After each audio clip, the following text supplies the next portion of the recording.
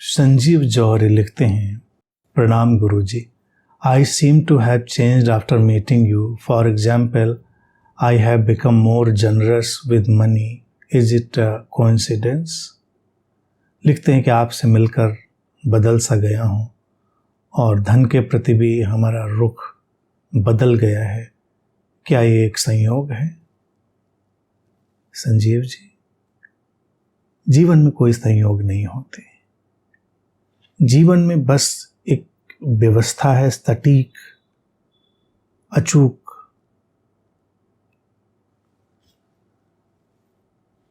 बदलाव जब आता है तो हर धरातल पर आता है और ये सुंदर और शुभ होता है कि जब गुरु से मिलें तो बदलें। आग के पास बैठें तो कुछ जलें, कुछ उत्तप्त हों। आग का तो काम ही वही है। कोई ना बदले तो प्रश्न उठता है, यानी कोई मेरे पास आए और बिना उत्तप्त हुए, बिना बदले चला जाए, तो प्रश्न तो उसका बनता है कि आपके पास आए, कुछ बदले नहीं। तो पर जांच पड़ताल करनी पड़ेगी कि क्या मसला है, बदला क्यों नहीं। आग के पास बैठकर भी तमाम तरह की कवरिंग लगाए हुए था, इंसुलेट किया हुआ था, तो हमको फिर उनको देखना पड़ेगा, उनको उतारना पड़ेगा और समझना पड़ेगा। एक दिया आग के पास जाए, जलते हुए दिए के पास जाए, तो वो अपने दिए के ऊपर जिरे बख्तर पहन के थोड़े ही जाएगा कि जाने का उद्देश्य ही है कि दिए की लौ आग पकड़ ले। अब लौ के ऊपर बिल्कुल बुलेट प्रूफ कवर लगा के जा रहे हैं, तो बहुत सारे लोग अपनी धारणाओं के बुलेट प्रूफ कवर लगा के ही घूमते रहते हैं। कई लोग डरे हुए होते हैं, जीवन में कमज़ोर होते हैं, कई जगह धक्के खा चुके होते हैं, तो वो अपने चारों तरफ बड़े जिरे बख्तर बना लेते हैं, कवरिंग कर लेते हैं। तो आप आए, सरल हृदय है, कवरिंग नहीं है, तो उसमें लौ में आग पकड़ना तो लाजिमी है, पकड़नी भी चाहिए। और जो धन की बात उठाई है, ये एक महत्वपूर्ण विषय है। हमारी परिवर्तन की जो चीज़ है वो सबसे ज़्यादा जीवन में वहीं पर दिखेगी जो हमारे जीवन का सबसे प्रभावशाली हिस्सा है। धन हमारे जीवन का एक बड़ा ही महत्वपूर्ण हिस्सा है। पूरा दिन हम जो भी कार्य व्यापार कर रहे हैं, लेना देना, खाना पीना, नौकरी, व्यापार, जो भी, सब धन से ही संचालित है।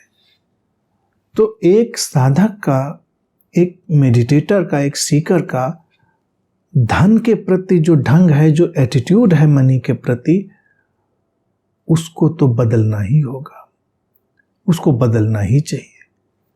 और कई बार हम धन के प्रति, मनी के प्रति किसी व्यक्ति के एटीट्यूड को देखकर उसके आध्यात्मिक स्तर को भी जान सकते हैं कि इस व्यक्ति का एटीट्यूड क्या है मनी को लेकर। बहुत पॉजिटिव है, फेयरफुल है या प्लेफुल है, क्या है। संसार में जितनी मारामारी, हिंसा, रक्तपात, वो धन के ही चारों ओर है, धन के अनेक अनेक रूपों के चारों ओर है। तो एक खोजी जब सही अर्थों में बदलता है तो धन के प्रति वो जनरस हो जाता है। धन उपयोग के लिए है, धन एक उपयोगिता की चीज है, उसमें अटकना नहीं है, उसको लेकर कटुता नहीं लानी है, उसको लेकर हमको कोई गांठें नहीं अपने अंदर डालनी है, उपेक्षा नहीं करनी है उसकी, धन से हमको भागना नहीं है।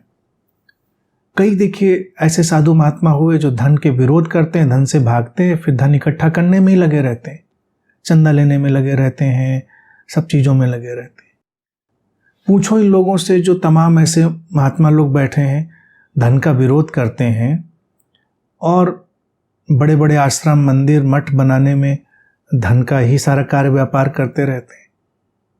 तो वो धन के प्रति उनकी जो दृष्टि है वो हो गई छलावे वाली। तो इस व्यक्ति की आध्यात्मिकता भी छलावे वाली हो गई। ये सही सच्चा व्यक्ति नहीं है। सच्चा व्यक्ति होगा वो धन के साथ वही व्यवहार करेगा जो सार्थक है। हमें न भागना है, न उससे कोई परेशानी है। हम इतना जानते हैं उपयोग की वस्तु है। हम कपड़ा पहने, कपड़ा किस लिए है? हालांकि कपड़ा भी धन से ही आता है, लेकिन अभी कपड़े को ही देख लें, उपयोग के लिए है। कपड़ा अगर हमारे एरोगेंस का हिस्सा हो जाए, कपड़ा हमारे अहंकार का जो कि होता है, पावर ड्रेसिंग है। लोग फार्मूला चलता है पावर ड्रेसिंग का ऑफिसेज में, सब में आप ऐसे कपड़े पहनते हैं या इतने महंगे कपड़े पहनते हैं कि दूसरे को थोड़ा दबा सकें, या कपड़े आप भेड़ चाल में पहनते हैं। भेड़ चाल में, भेड़ चाल वाले फैशन मुझे थोड़े मेंटल रिटार्डेड लगते हैं, मेंटली रिटार्डेड। और हर कोई कर रहा है, कभी सोचता नहीं कि मैं क्यों पहन रहा हूँ। अरे भाई, मुझको अच्छा लगता है, मेरे ऊपर अच्छा लगता है, मैं पहन के खुश हूँ, ये रंग, ये स्टाइल, ये मुझे कंफर्टेबल लगती है, मेरा फैशन है। मैं किसी दूसरे की परवाह थोड़ी करता हूँ, वो फलाने ने पहना तो मैं वैसा पहनूं। आजकल देखिए, वो फैशन तो मेरी आज तक समझ में नहीं आया, ना आने वाला है। जो लोग फटे कपड़े पहन के घूम रहे हैं, भिखारियों वाले, मतलब वो कपड़ा तो भिखारी तो शायद आज भी ना ले। वो लोग कहेंगे भाई हमको एक अच्छा साबुत कपड़ा दे दो, लेकिन लोग बड़ी शान से पहन के घूम रहे हैं क्योंकि फैशन है। फैशन है या बेवकूफ़ी है, वो स्टुपिडिटी है। बाजार तो वैसे चलाएगा।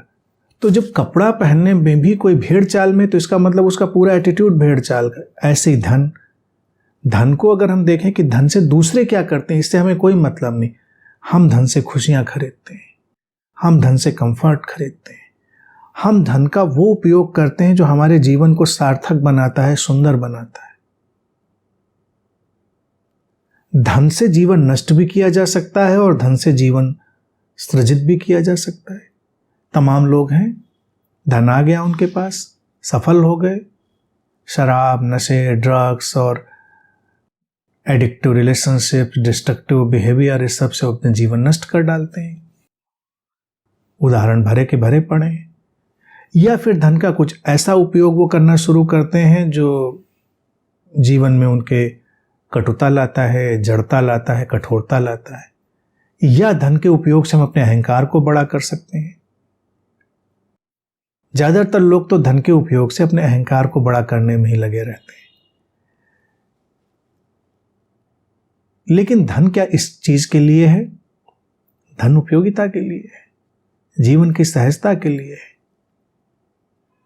हम इस जीवन में वो सब कुछ कर सकें जो हमें अच्छा लगता है, इस जीवन में सहजता से हम आ सकें, जा सकें, रह सकें, इसके लिए जरूरी है। तो धन के प्रति हम जनरस तो हो ही जाते हैं। जनरस ही नहीं, बहुत ही ओपन, फ्लेक्सिबल, फ्लूइड, बहुत ही प्रवाहपूर्ण हो जाते हैं। धन का सदुपयोग करते हैं, धन से ऑब्सेस्ड नहीं होते, कम ज्यादा की परवाह नहीं करते।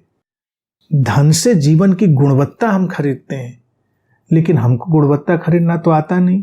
हम धन से खरीदते क्या है? हम कहाँ अपना धन इन्वेस्ट करते हैं, ये भी तो हमारे एटीट्यूड को बताता है।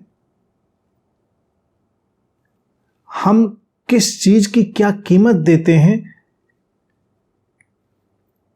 ये भी तो बताता है कि हमारे अंदर वो क्या चीज हो सकती है। मैं ये नहीं कहता कि ऐसा करना ही चाहिए, लेकिन जैसे घटना है भगवान बुद्ध के जीवन की, जेतवन, जहां हम लेके भी गए थे मित्रों को, उसको उनके एक भक्त ने सोने की असरफियां जमीन में बिछा कर खरीदा था। यानी कि जिस राजा से लेना था उसने अनाथ पिंडक को, जो था वहाँ का व्यापारी, उसने कहा कि बुद्ध भटकते रहते थे, तो उसने सोचा कि अपने शिष्यों के साथ भटकते हैं तो एक जगह हो जाए जहाँ ये लोग आराम से रह लिया करें, बारिश वारिश में दिक्कत होती है। तो जब वो उस वन को, जंगल था, जेत राजकुमार का नाम था इसीलिए उसका नाम जेतवन पड़ा था, उसके पास गया तो उसने शर्त ये रख दी कि भाई, क्योंकि वो थोड़ा चिढ़ता था बुद्धा से, तो पता नहीं कौन आदमी आ गया जिसको देखो बुद्ध के पीछे भाग रहा है, और ये राजकुमार ठहरे, इनके पास वैभव, ऐश्वर्य, फिर भी लोग इनको पूछते नहीं, इनके पीछे नहीं भागते। और एक व्यक्ति जो हाथ में कटोरा लेकर घूम रहा है और सब लोग उसके पीछे भागे जा रहे हैं। तो उसके अंदर थोड़ी चिढ़ थी। तो उस चिढ़ के कारण उसने कह दिया कि जमीन तो दे देंगे, लेकिन उतनी ज़मीन देंगे जितनी ज़मीन पर सोना बिछाओगे। असरफियाँ तब चलती थी। तो कहते हैं उसने अपने जीवन की सारी जमा पूंजी सब कुछ लगा दिया, और जो भी उस समय लोन जैसी व्यवस्थाएं रहती होंगी, और एक बहुत बड़े भूखंड को सोने के असरफियों से ढक दिया। तो जब उसने बुलाया उस राजकुमार को कि देखो इतनी ज़मीन हमने ढक दी है, मुझे दे दीजिए, तो उसकी आंखें फटी की फटी रह गई, और उसके मन में ये हुआ कि ये क्या पागलपन है। मतलब वो कौन इंसान है जिसके लिए ज़मीन लेने के लिए ये आदमी इतनी असरफियां बिछा सकता है, ज़मीन को सोने से ढक सकता है। सापेक्षिकता में देखिए, उसके मन ने सोचा कि वो आदमी तो कहीं इससे बहुत ज़्यादा कीमती होना चाहिए, और इस घटना ने ही उसके अंतर्मन को बदलना शुरू किया कि हम भी मिलें उस आदमी से, हम भी देखें उसको जिसके लिए व्यक्ति इतना धन खर्च कर सकता है। तो ऐसे ही अपने लिए, अपनी किसी ऐसी रूपांतरणकारी प्रक्रिया के लिए धन खर्च करिए। धन आएगा जाएगा, धन पर पकड़ नहीं रखिए, धन का सदुपयोग करिए। और लोग जो कहते हैं ना धन से खुशियां नहीं खरीदी जा सकती, ये गलत बात है। धन से खुशियां खरीदी जा सकती हैं। धन से जब दुख खरीदे जा सकते हैं, धन से जब बीमारियां खरीदी जा सकती हैं, तो धन से खुशियां भी खरीदी जा सकती हैं। खुशियां अर्थात वो ढंग जो हमारे जीवन को सहज और सुगम बनाते हैं, जो हमारे संबंधों को मधुर बनाते हैं।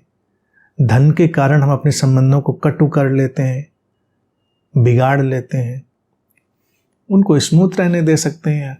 कभी छोटी छोटी बातों की हम परवाह नहीं भी कर सकते हैं, कभी हम धन के साथ प्लेफुल हो सकते हैं। तो मेरी दृष्टि में धन का सबसे अच्छा एटीट्यूड यही है कि हम उसके साथ खेलपूर्ण रहते हैं, उसको सीने से लगाकर नहीं रखते, सदुपयोग करते हैं। जीवन की गुणवत्ता को बढ़ाने में जहां कहीं भी सहायक होता है हम उसका उपयोग करते हैं। बाकी ये जो इंश्योरेंस वाले हैं इनके चक्करों में नहीं पड़ते। वो कहेंगे कि हाँ नहीं बड़ा ज़रूरी है इंश्योरेंस कराना। मैं ये नहीं कहता ना कराओ, उसके अपने तर्क हैं, कराएं क्यों न कराएं। लेकिन वो इंश्योरेंस कराने वाले हमको एक अजीब से मायाजाल में उलझाते हैं कि फिर तब मिलेगा धन। इन्वेस्ट कर दोगे, मर जाओगे, उसके बाद परिवार वालों को मिलेगा। हमारे मरने के बाद परिवार वालों को मिलेगा। आपके जीते जी आपको क्या मिलेगा? जो आपके जीते जी मिलेगा, जो आपके सदुपयोग में आएगा वही काम का है। हमारे मरने के बाद क्या होगा, जो होगा सो देखा जाएगा।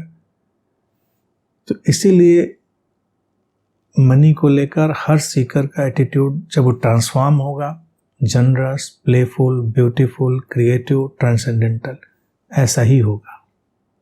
सुंदर है।